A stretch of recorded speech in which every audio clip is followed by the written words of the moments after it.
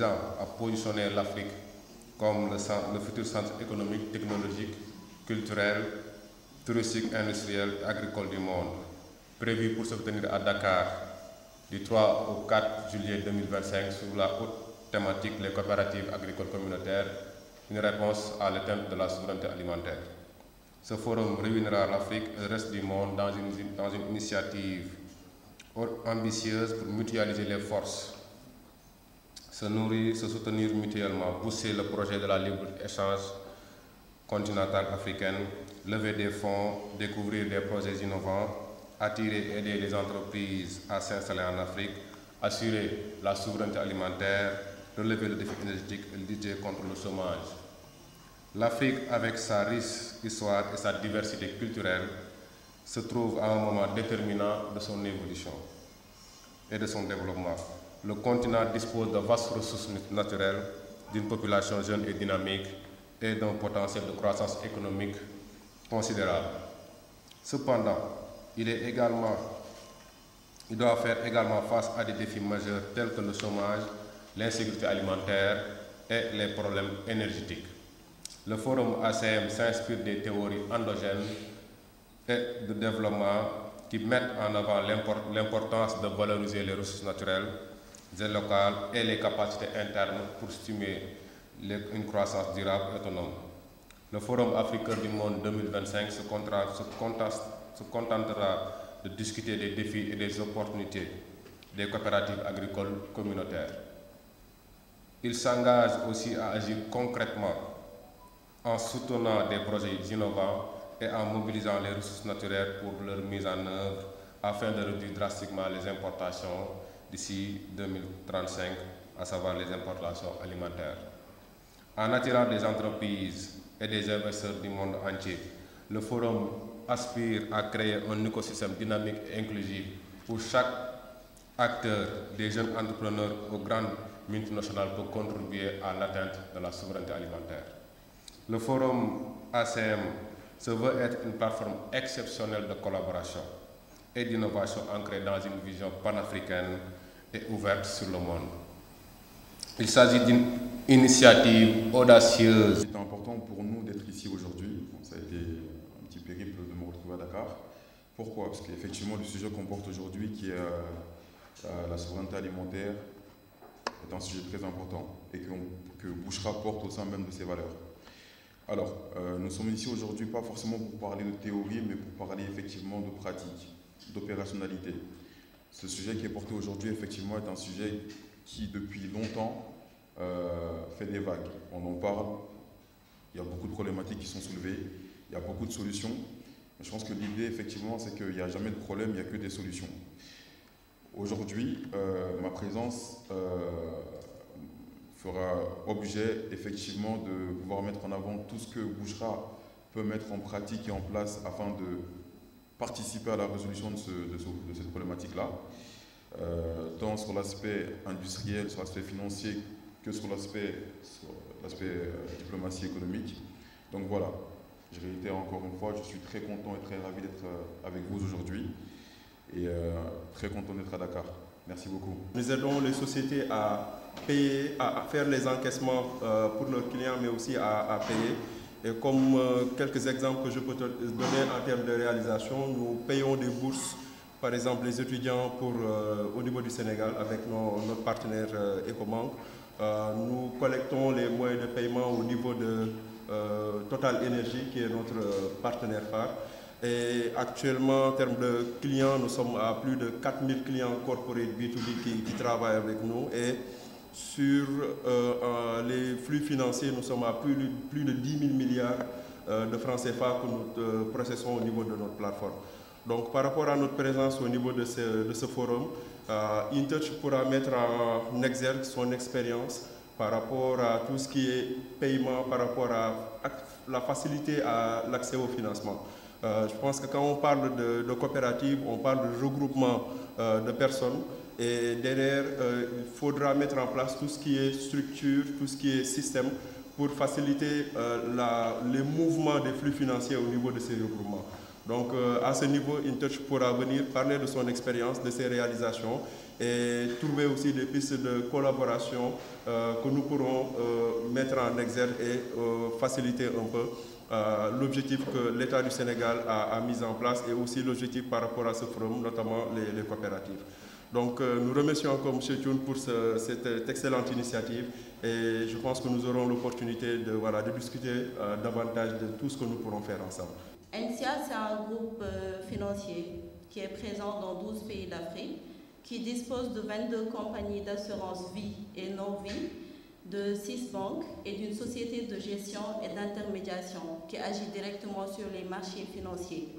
Maintenant, quand on parle d'assurance vie, ça va toucher à la personne dans son intégrité. Donc là, on va beaucoup plus parler de solutions d'optimisation sociale par rapport à tout ce qui touche à la retraite, par rapport à tout ce qui touche aux études des enfants, mais également à la prévalence décès. Donc, qu'on soit acteur du secteur formel comme informel, peu importe notre secteur d'activité, on peut profiter de ces solutions d'accompagnement-là. Parce que c'est bien d'exercer un métier, c'est bien d'avoir une activité, mais c'est bien également de prévenir son avenir, c'est bien d'avoir un plan B, c'est bien de se préparer. Donc aujourd'hui, les solutions que ENSIA apporte concrètement, c'est l'accompagnement pour la retraite. Toute personne devrait penser à cela. Donc je vous exhorte à souscrire à ces polices d'assurance. Si dans X années, je n'ai plus la possibilité physiquement de faire une activité, qu'est-ce que j'aurai comme source de revenus? Si aujourd'hui mon enfant a son bac et que je n'ai pas les moyens de financer ses études, qu'est-ce que je vais faire?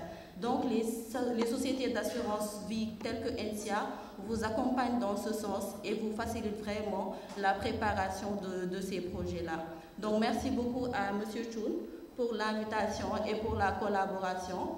Et tout au cours de ce forum, nous aurons la latitude de développer dans ce sens-là. Nos équipes sont également sur place et pourront répondre aux éventuelles questions. Merci beaucoup. Bamtare Service est une filiale de la Sodefitex. Donc au Sénégal, on connaît beaucoup plus la Sodefitex. La Sodefitex, c'est la société de développement des fibres textiles. Donc c'est la société qui s'occupe d'encadrer les producteurs pour cultiver le coton, acheter le coton, les grainer, exporter les fibres et vendre la graine alimentaire au Sénégal. Mais au sein de la Sodefitex, il y a une structure qui s'appelle Bamtare. À l'époque, c'était une direction opérationnelle de la Sodefitex, mais au fil du temps, avec les activités qui augmentaient au sein de cette direction, donc la Sodefitex a décidé d'en faire une filiale autonome à 100% qui s'autofinance et qui se prend en charge. Donc c'est une structure qui intervient dans l'accompagnement en matière de développement agricole et on a mis au Sénégal en partenariat avec ITA, donc un produit qui permet de lutter contre l'aflatoxine, qui est un produit qu'on peut retrouver sur certains produits alimentaires, notamment l'arachide et le maïs. Donc, pendant la présentation, je vais revenir de plus en détail par rapport à cet aspect, parce que à mon avis, c'est important si on veut parler de souveraineté alimentaire. Avicenne est passé depuis l'année dernière au mai du groupe Olympe Agri, singapourien, mais dans la même continuité, donc on a créé une société qui s'appelle GBS Nutri, mais pour des raisons que vous connaissez qui sont évidentes, je ne veux pas faire la même chose que ce qu'Olympe Agri fait actuellement. Donc quand on parle d'agriculture au sens large, souvent on oublie l'élevage, quand même, qui est une mamelle très importante de l'agriculture de façon générale.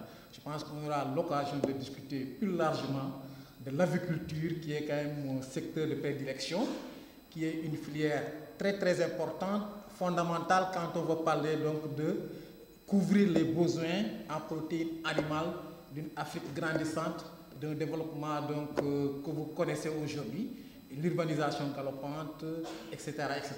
Donc pour nourrir toutes ces populations, couvrir tous ces besoins en protéines animales, l'élevage de cycle court est le moyen le plus rapide pour couvrir ces besoins. À la superficie imposée par l'État. Là, je veux dire qu'il va falloir qu'on réfléchisse en termes d'adaptation pour éviter qu'à tout compris des États. Ce que nous avons fait jusqu'à présent, c'est que justement, le développement au pays, quand même, a des conditions. Il faut démarrer, il faut commencer par le commencement. Je crois que c'est là où je ne suis pas tellement trop d'accord avec l'agriculture. Parce qu'aujourd'hui, on veut nous faire savoir qu'il faut aller véritablement vers le business. alors que l'agrobusiness aujourd'hui, dans ce contexte, ne peut pas développer. Et malheureusement, jusqu'à aujourd'hui, on n'a pas de modèle agricole, ni sur la table. En tout cas, moi, je n'ai pas vu. Et ce qu'on attendait aujourd'hui le ministre de l'Agriculture, c'est de dire, écoutez, on a hérité d'un système depuis 1960 qui ne traînait pas. Du fait qu'on a pris le pouvoir maintenant, où est-ce que nous étions? Qu'est-ce qu'on a fait? Où voulons-nous aller? Et à partir de ce moment, il nous propose un modèle agricole adéquat qui répond en tout cas à notre contexte. Malheureusement, jusqu'à aujourd'hui, on n'a pas, en tout cas, moi, je n'ai pas vu un modèle véritablement qui pourrait au moins me satisfaire, en tout cas, vous dire que voilà, d'ici 2-5 ans, on va développer ce cycle agricole. Et de mon point de vue également, au même titre qu'il faut mettre en place un modèle, au même titre également, il faut réfléchir en termes d'adaptation par rapport à l'organisation. C'est important. Parce que le problème, ce n'est pas seulement le produit, mais il y a d'autres aspects socio-économiques derrière. Je donne juste un exemple. Si quelqu'un, tout le monde sait que les gens utilisent le cadien pour le mos. Le cadien pour les dollars. Aujourd'hui, ces dollars-là, c'est un outil de travail, c'est un instrument de travail. Mais nous ne voyons pas le cadien comme outil de travail, mais il y a des considérations sociales ou sociaux derrière. Des considérations sociales, excusez-moi. Donc aujourd'hui, pour dire à ces dollars, arrêtez le cadien, vous mécaniser, ça va poser un problème. Donc il y a tout un processus qu'il faut respecter. Il y a tout un processus qu'il faut respecter. Et malheureusement, nous on est en train d'occulter tous ces aspects extrêmement importants. Extrêmement importants. Dans un pays où on parle de la lutte contre les changements climatiques et aussi de la lutte contre l'infertilité des sols, est-ce que vous avez pensé sur les inconvénients de l'utilisation des machines agricoles? Surtout parce que tout le monde sait que le fait qu'on utilise les machines agricoles, surtout les machines lourdes, on a tendance à bloquer en quelque sorte les propriétés physico-chimiques des sols, surtout les propriétés biologiques. Parce qu'avec l'utilisation des machines agricoles, on a tendance à favoriser la compaction du sol. Et si on favorise la compaction du sol, certainement on bloque les activités des micro-organismes. Et dans un autre côté, tout le monde sait que si on utilise des machines agricoles, on a tendance à émettre des gaz à effet de serre. Et ces gaz à effet de serre-là sont nuisibles à l'environnement. Donc, avec votre coopération, est-ce que vous avez pensé sur les inconvénients de ces machines agricoles? Alors, on a des véhicules qui ont 3 ans d'ancienneté, mais qui sont déjà anciens pour eux. Ils nous ont contactés, ils nous ont dit, vous êtes en Afrique, vous êtes partout. Aidez-nous à contacter des sociétés de taxi, des sociétés de bus ou des sociétés agricoles. On leur braque le prix, on leur donne carrément à prix, on casse le prix pour eux. Ensuite, on vient, on construit des projets énergétiques ici, où on met en place des usines pour construire les moteurs verts à lithium, où effectivement ils accompagnent pour mettre en place des pipelines, vous savez, pour recharger les trucs, etc. Donc, en fait, on a toutes les solutions. Pour revenir sur ce que monsieur disait, effectivement, il faut une stratégie, il faut un projet. Et nous, l'idée, c'est qu'on est aussi des conseillers, on va conseiller. Ce que vous avez dit, c'est la vérité. Nous, on n'est pas décideurs, donc on va venir, on va effectivement monter un projet à l'école. Si on regarde la situation ici au Sénégal, surtout dans les régions rurales, on se rend compte que les agriculteurs font face à de grandes difficultés pour vendre leurs produits. Prenons par exemple la noix de cajou. Tey dañuy def ay renforcement de capacité aussi gratuitement am na ay entrepreneurs yi ñuy accompagner aussi ñooñu dañ leen di jox matériel en général. Donc damay wàcc ci gën a suufee tey jeunes yi ñuy accompagner ak jigéen ñu ci bari du ñu dépasser 500 sujets. C'est exceptionnel nga gis ku ci dugal 1000 sujets ñooñu tey mënoo dem di wax souveraineté nga bàyyi leen. Parce que gis nga marché yu ndawaat yi mooy def production capacité production boobu Sénégal fa lay jógee ci suuf lay jógee di yéeg mais ñoom duñu am ay défi tey ñu ci bëri dañuy jóg ba ci kaw daal. beneen bi mooy tey financement booy xool agriculture ñu ci bëri bi ci nekk duñ leen jox financement bu bëri plafond yi ñu leen di jox du àgg sax 5 millions en général ay 2 millions lañ leen di jox 3 millions xam nga kooku capacité de production day wàññeeku. Beneen défi bi mooy organisation ak stratégie bi malheureusement xale yi ñuy accompagner ñu ci bari entreprise individuelle lu ñu bëgg du ñu constituer en groupe du ñu nekk coopérative te loolu aussi c'est un défi parce que li ñu wax sànq mooy pour ñu mën a liggéey il faut ñu fédérer la donc c'est des défis yoo xam ne ñun daf ñu war a interpeller ñun ñëpp parce que on parle de souveraineté aujourd'hui défi la yoo xam ne il faut ñu waxtaan ci suñu biir nga xam ne dinañ si mën a accompagner xale bi may mujjee nag mooy infrastructure booy xool tey poulailler yi ñuy am buy adapté dañuy am problème pour construire parce que projet yi ngeen di def en général financement yi duñu dugal ci biir construction donc bu boobaa day nekk ay jafe-jafe yu mag te ñooñu yëpp défi yooyu yëpp je pense que tey comme ni ma wax sànq war nañu interpeller ñu mën a jàppale xale yooyu ak jigéen ñi parce que buñ leen jàppale organiser leen normer leen am na ko ko wax sànq je pense que tey seen projet dina jóg dina taxaw parce que ñu ci bëri am na ñoo xamante ne seen marché yi di wax sànq sori na seen marché à côté la à proximité dañuy defar écouler rapidement ñu nekk en grande quantité peut-être ñooy am yenn difficulté. Ça tient à compte, c'est une agriculture qui tient à compte de l'environnement et aussi de la santé de l'être humain, mais aussi des animaux. Et actuellement, le Sénégal, comme tous les autres pays, cherche à se développer, mais aussi de façon durable. Et vous, en tant que producteur, vous êtes très polyvalent au niveau du Sénégal, est-ce que vous pensez aussi au sécurité alimentaire? Est-ce que vous prenez l'agroécologie? Je vais un peu publier votre présentation en passant par des questions. La première est, quelle stratégie concrète peut-on mettre en place pour créer une chaîne de valeur locale autour des déchets de poulet entre les entreprises agricoles et les coopérations agricoles? 1. Et 2. Dans quelle mesure les politiques publiques ou collectivités territoriales peuvent-elles faciliter la transformation des déchets agricoles en engrais au service de la souveraineté alimentaire? Merci beaucoup. Peu importe d'où ça vient, ça peut venir de la production, ça peut venir de l'importation. Il y a des pays, par exemple, comme l'Angleterre, il faut une disponibilité, il faut une accessibilité, il faut une stabilité. Disponible, ça paye par la production, ça paye par les importations. Il faut que ça soit accessible. Si le produit est à Dakar. Donc ils peuvent être utilisés pour faire du compostage d'engrais bio et même les déchets d'abattoir peuvent être utilisés comme substrat pour faire les mouches soldats noirs. Je pense que vous devez être féru de ça. C'est des startups qui commencent à se développer pour faire donc des larves de mouches qui peuvent être utilisées. Les gens élèvent même des mouches et ces mouches peuvent être nourries par des substrats, des produits animaux ou des produits donc, végétaux. C'est juste ce que je voulais rajouter. Mais je vous rassure que donc, tous ces déchets peuvent être recyclés dans l'agriculture. Le Forum africain du monde, nous l'avons initié en 2021 pendant la Covid-19 et nous pensons que l'Afrique effectivement a le potentiel de revenir le centre économique, technologique et culturel du monde. Parce que l'Afrique l'était. L'Afrique était le berceau de l'humanité. Les meilleurs scientifiques étaient en Afrique. Les meilleurs potentiels étaient en Afrique. Mais pourquoi nous aujourd'hui on tarde à se développer? Pourquoi nous aujourd'hui on tarde à aller de l'avant, surtout la jeunesse? C'est pour cela que nous avons initié ce forum-là en l'appelant Afrique Cœur du Monde. Afrique comme le futur centre économique, technologique, culturel et scientifique du monde. Le thème de cette année, c'est Sport sur les coopératives agricoles communautaires comme une réponse à l'atteinte de la souveraineté alimentaire. Parce que nous, la jeunesse, nous pensons que, effectivement, ce que le président de la République, son Excellence M. Bassirou Diomaye Faye et son Excellence M. le Premier ministre Ousmane Sonko, ce qu'ils ont fait et les sacrifices qu'ils ont fait pour ce pays-là, nous aussi, est-ce qu'on va rester en arrière? Est-ce qu'on ne va pas faire les sacrifices comme eux?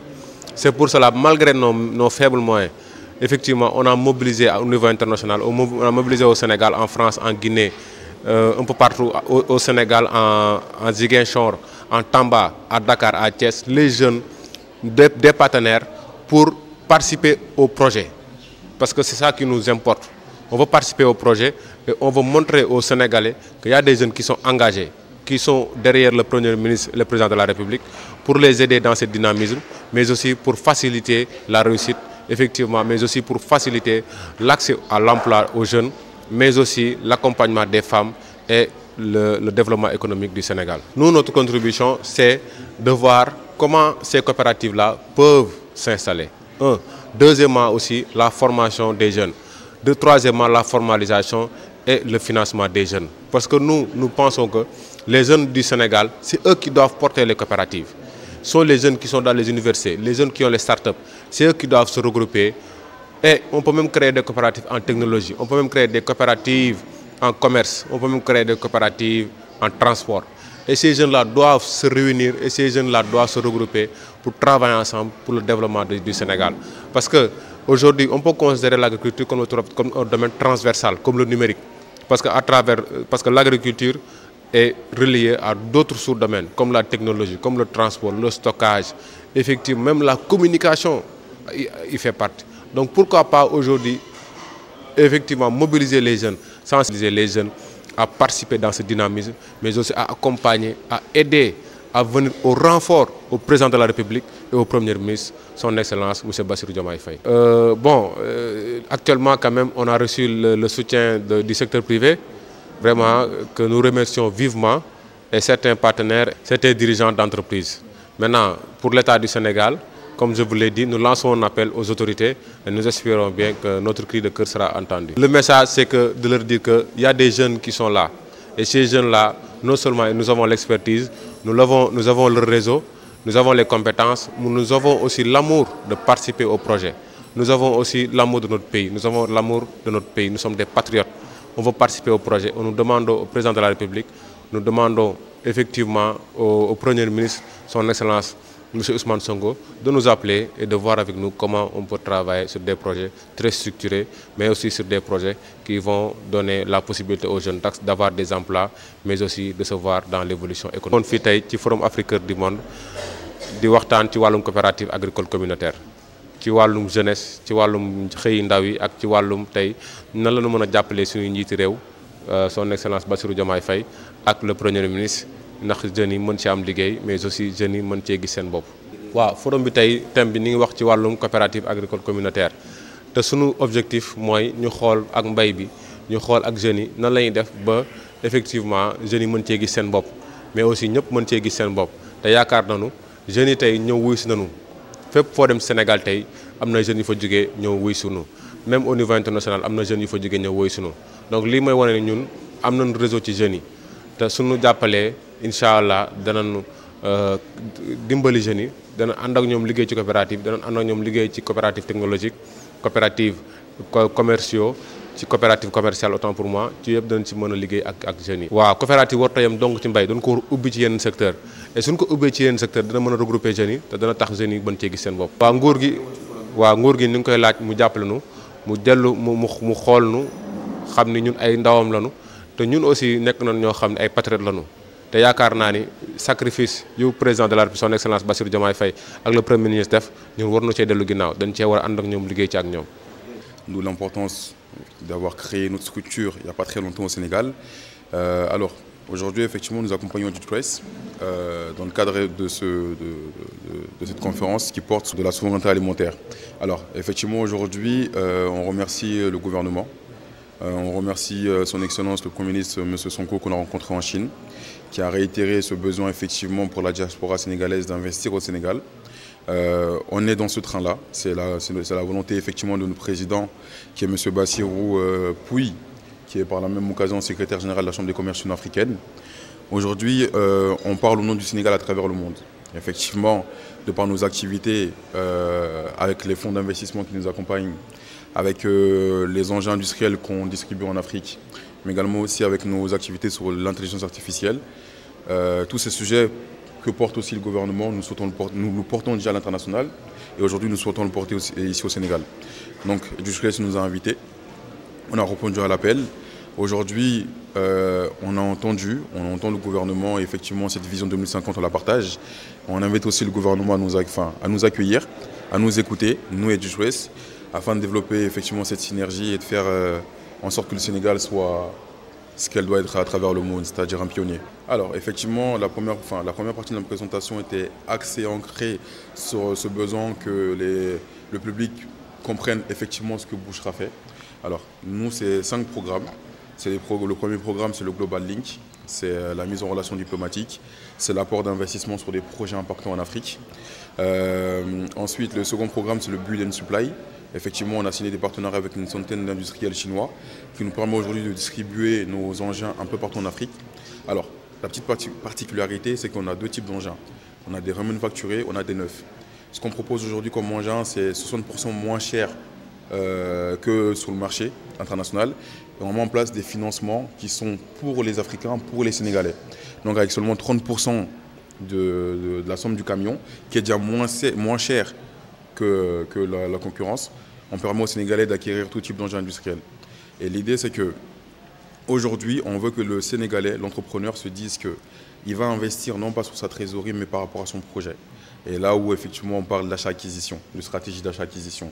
L'idée étant de permettre aux Sénégalais de pouvoir maintenir sa trésorerie pour les cas graves et d'avoir des engins industriels neufs, performants, adaptés au marché sénégalais, à des prix défiant toute concurrence, avec des modalités de financement aussi qui sont plutôt favorables. Alors la deuxième partie cette fois-ci, du coup, c'est axé vraiment sur l'IA. Aujourd'hui, nous sommes considérés comme leader mondial dans l'intégration de l'intelligence artificielle dans les processus métiers. Alors, on ne crée pas l'IA, on accompagne les structures à l'intégrer dans leur métier. L'idée, c'est d'accompagner les sociétés dans leur performance. Donc effectivement, encore une fois, grand merci au gouvernement sénégalais, grand merci effectivement au ministère des Économies et des Finances, via la direction des investissements privés, qui est la directrice Madame Soumaré, qui nous a accueillis, qui nous a écoutés, qui effectivement nous a directement intégrés au Sénégal. Et ça rentre toujours dans l'optique que monsieur le président, monsieur Diomaye Faye, a pour le Sénégal. C'est-à-dire l'inclusion des Sénégalais, le panafricanisme effectivement, et l'accompagnement de toutes les structures aujourd'hui qui souhaitent grandir à travers justement ces prérogatives qui sont mises par le gouvernement. Donc grand merci. Bien sûr, en fait, vous savez, la conduite du changement, c'est même une matière qu'on apprend à l'école, c'est très complexe. On est tous différents par rapport au changement. C'est complètement logique et normal que les gens aient peur au vu du changement que l'IA va apporter. Donc c'est normal. Mais moi, ce que je veux dire à ces personnes qui ont peur, c'est que la peur, c'est un sentiment normal. Mais il faut la vaincre. Et là où j'insiste effectivement, c'est que l'IA, aujourd'hui, ne va pas supprimer les métiers, elle va les faire évoluer. Effectivement, une personne à l'époque qui serait sur l'administrative va peut-être aller sur des tâches beaucoup plus, je dirais, stratégiques. L'IA n'est pas là pour supprimer les métiers, elle est là pour augmenter les performances. Du moment que l'entrepreneur, c'est-à-dire le chef d'entreprise et le collaborateur, le salarié, aura compris ça, les deux en synergie pourront gagner en performance et faire en sorte que la société sénégalaise agrandisse. Donc non, effectivement, je maintiens mes dires. L'IA aujourd'hui, c'est un moyen pour le Sénégalais, pour l'Africain de se développer, de gagner en performance et d'aborder des thématiques métiers qui sont aujourd'hui le nerf de la guerre. Donc non, adoptons tous l'IA. Je pense qu'on doit tous adopter l'IA, peu importe l'âge qu'on a. Et aujourd'hui, Bouchra est là, au Sénégal. On s'est installé, on a pris nos bureaux. On a écouté la gouvernance, monsieur le président Bassirou Diomaye Faye, qui en ce sens nous a accompagnés avec le gouvernement qui nous a donné les contacts. On est ici et on va faire en sorte qu'effectivement la société sénégalaise monte dans le bateau.